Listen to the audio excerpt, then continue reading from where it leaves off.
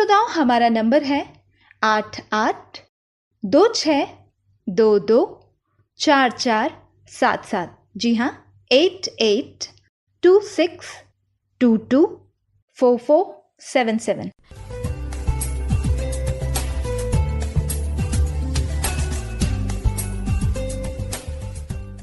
तो श्रोताओं, आज हम बात करने वाले हैं क्षमा यानी कि माफ करने के बारे में। और कहीं ना कहीं हम इंसान होने के नाते मनुष्य के जीवन में बहुत सारी गलतियां और गिले शिकवे के कारण कभी कभी हम आहत होते हैं। तो इसमें क्षमा करने का विचार बहुत भारी लग सकता है। किसी बात को गलत साबित करने या फिर गलत को सही करने की तुलना में इसे छोड़ देना बहुत साहसिक कार्य है। कभी कभी जीवन में ऐसी स्थितियां आती हैं जब कोई हमारी भावनाओं को ठेस पहुंचाता है, तो हमारे सामने क्रोध या नाराजगी का विकल्प सिर्फ क्षमा करना है। क्षमा का अर्थ केवल यह कहना नहीं कि मैंने तुम्हें क्षमा किया है। यह एक ऐसी प्रतिक्रिया है जिसे हम व्यक्तिगत रूप से करके दिखाना होता है। तो श्रोताओं, आज हम सुनते हैं इसी पर आधारित एक नाटक, और हमें आशा है कि इस कार्यक्रम के माध्यम से कहीं ना कहीं आपके व्यक्तिगत जीवन में एक बदलाव आ सकता है।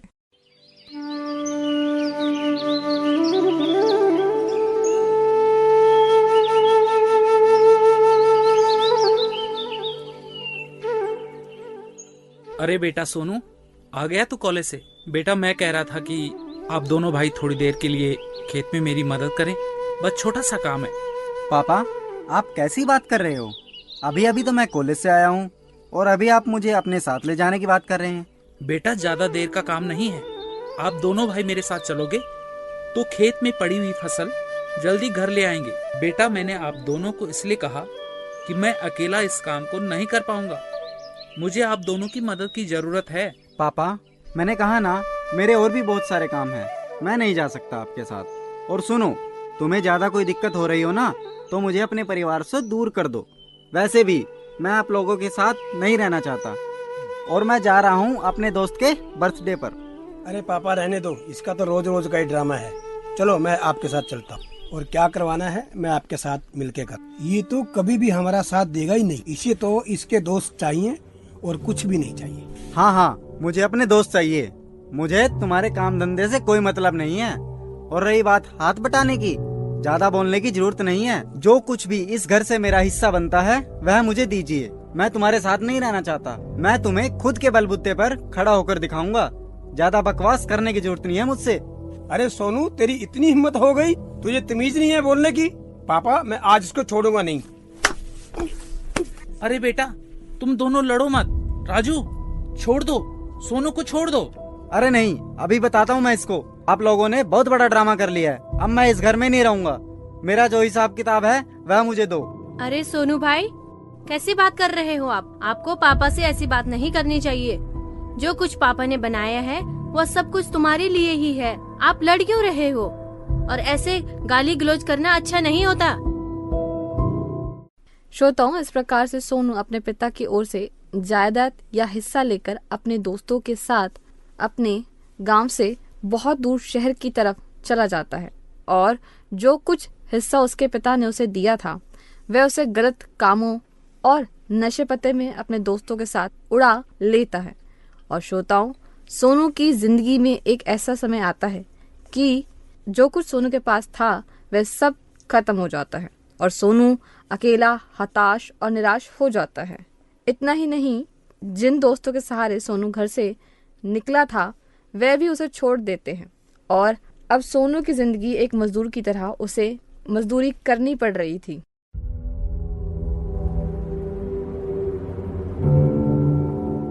अरे यार, अब तो जिंदगी बहुत बेकार सी लगने लगी है। उस दिन मुझसे बहुत बड़ी गलती हो गई। अब तो वो मुझे घर में भी नहीं आने देंगे, और वैसे भी मैंने सब कुछ खो दिया है। अब मैं घर क्या मुंह लेकर जाऊं? अगर घर जाता भी हूं तो अपने पापा को अपना ये मुंह कैसे दिखाऊंगा? अब तो ऐसा समय आ गया है कि दिन का खाना भी प्राप्त नहीं हो पा रहा है। लेकिन अब मैं करूं तो करूं क्या? अरे राजू यार, आज मुझे बहुत चिंता सी हो रही है। सोनू इतना बेवकूफ लड़का है, पता नहीं कहाँ चला गया होगा। लंबे समय से उसका कोई फोन भी तो नहीं आया। क्या तूने शहर में कहीं उसे देखा है? अरे पापा, आप भी कैसी बातें करते हो। जिसने हमारा सब कुछ खो दिया फिर भी आप उसे याद करते हो। हमें क्या लेना देना है उस? इतना लड़ झगड़ कर गया था हमसे, हमें क्या मतलब, जहाँ मर्जी रहे। और आप भी बार बार उसे याद करते रहते हैं। और आप ना अपने काम से मतलब रखो। क्या करूं बेटा, वो भी तो मेरा ही बेटा है ना। मैं समझता हूँ कि उसने बहुत बड़ी गलती की है, लेकिन एक पिता होने के नाते मुझे उसकी चिंता बहुत सता रही है। पता नहीं किस हालात में होगा। पूरा 1 साल हो गया है उसे गए हुए, और अब ये नया साल भी आने वाला है। लोग इस नए साल में अपनों के बीच में बहुत खुशियां बांटेंगे, लेकिन मैं अपने जीवन में इस दुख से बहुत परेशान हूँ।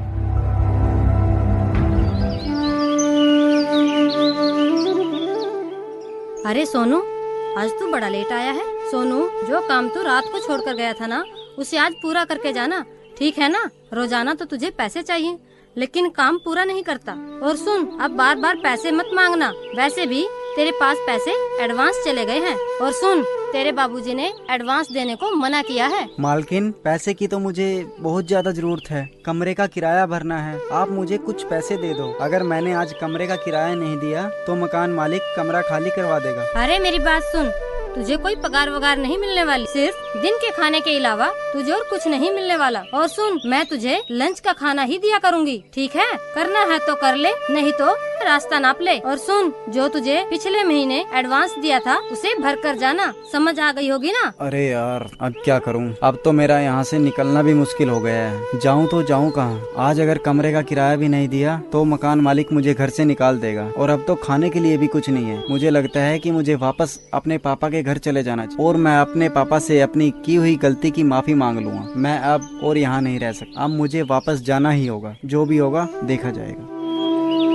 प्रिय श्रोताओं, सुना आपने कि किस प्रकार सोनू अपनी जिंदगी के मुश्किल वक्त से गुजर रहा था, और अब उसे अपने पापा के घर की याद आने लग गई थी। वह अपने मन में विचार कर रहा था कि मेरे पापा के घर में मुझे कितना ऐशो आराम मिलता था, क्योंकि अब सोनू की जिंदगी में ऐसा मोड़ आ गया था। एक तो सोनू दूसरों का कर्जदार हो चुका था। अब तो सोनू के दोस्तों ने उसे ऐसे मुश्किल घड़ी में छोड़ दिया था, और जब सोनू के जीवन में यह घटना घटी तो उसने अपने घर वापस आने का निर्णय लिया, और वह अपने घर की तरफ चल पड़ा।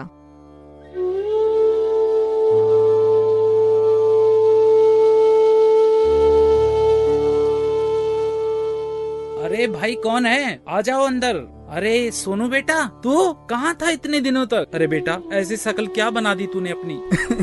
हाँ पापा, मैं आपका सोनू ही हूँ। पापा मुझे माफ कर दो। पापा, मैंने आपके विरोध में बहुत बड़ा पाप किया है। मैंने जो गलती की है मैं उसकी क्षमा चाहता हूँ। बस पापा, एक बार मुझे मौका दे दो। वैसे मैं आपका बेटा कहलाने के योग्य तो नहीं हूँ, पर मुझे अपना नौकर समझ के ही रख लो, क्योंकि जो आपने बनाया था मैंने वो सब खो दिया है पापा।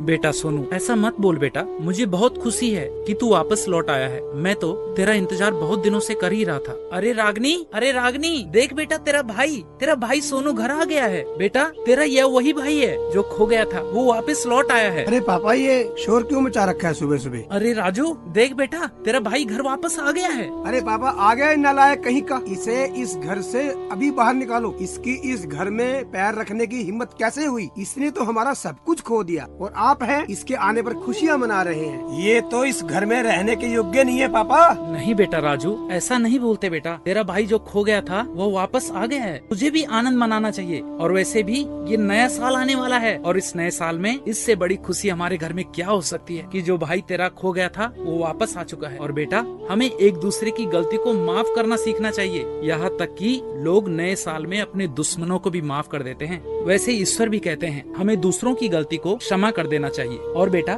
ये तो मेरा बेटा है, मैं इसे क्यों न क्षमा करूँगा? अरे नहीं भैया, ऐसा मत बोलो। ये भी हमारा ही भाई है। आओ भैया, तुम भी इस खुशी में शामिल हो जाओ, और इस नए साल की शुरुआत आनंद और खुशी के साथ करते हैं। अपने खोए हुए भाई की वापसी में आनंद मनाएं।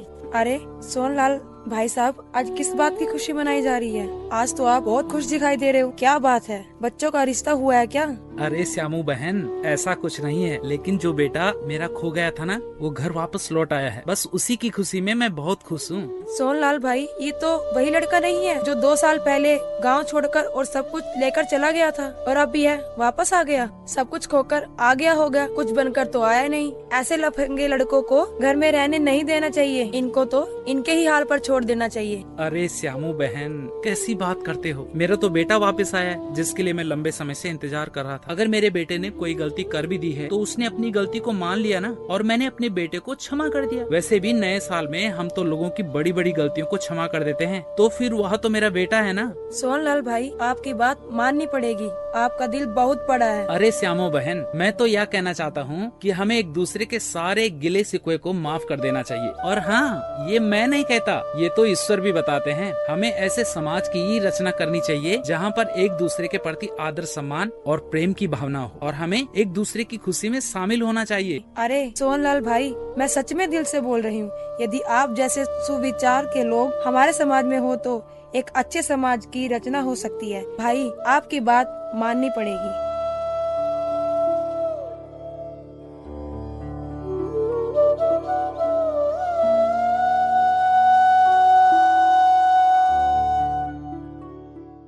तो श्रोताओं, सुना आपने किस प्रकार से श्यामलाल ने अपने छोटे बेटे सोनू के घर लौटने पर खुशियां मनाई, और उसका बेटा जो गलती कर बैठा था उसने अपने पिता से उस गलती की क्षमा मांगी, जबकि उसके परिवार और गांव के लोग इस बात से सहमत नहीं थे। लेकिन सोहनलाल ने इस बात का सबको एहसास करवाया कि गलतियां इंसान से हो जाती हैं, लेकिन उन गलतियों को क्षमा करने का भी दिल हमारे अंदर होना चाहिए। और इस प्रकार से सोहनलाल ने पूरे समाज को यह पाठ पढ़ाया कि हमें दूसरों को माफ करना सीखना चाहिए, और यदि ईश्वर हमारी खोई हुई चीजों को हमें लौटाते हैं तो हमें आनंद मनाना चाहिए। अपने दिलों को कठोर नहीं लेकिन दया से भरा होना चाहिए। तो श्रोताओं, जैसे कि हम जानते हैं कि नया साल आने पर है, और इस नए साल को हमें एक नई उमंग और एक नई शुरुआत के साथ अपने जीवन को आगे बढ़ाना है। एक दूसरे के गिले शिकवे को माफ करके एक दूसरे को प्रेम का यह पाठ पढ़ाना है।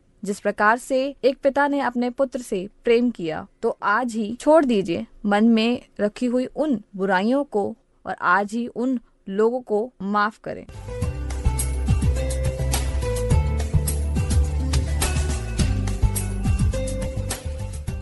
तो श्रोताओं, ये समय है आपका उन श्रोताओं का नाम लेने का जो लगातार हमारे कार्यक्रम को सुनते हैं। अमित करनाल से, आशा नरेंद्र नगर उत्तराखंड से, विनीता उत्तराखंड से, धर्म सिंह रेवाड़ी से। तो श्रोताओं, अगर आप भी चाहते हैं कि कार्यक्रम में आपके नाम और विचार आए, तो हमें जरूर अपने सुझाव फोन कॉल के जरिए या SMS के जरिए जरूर बताएं।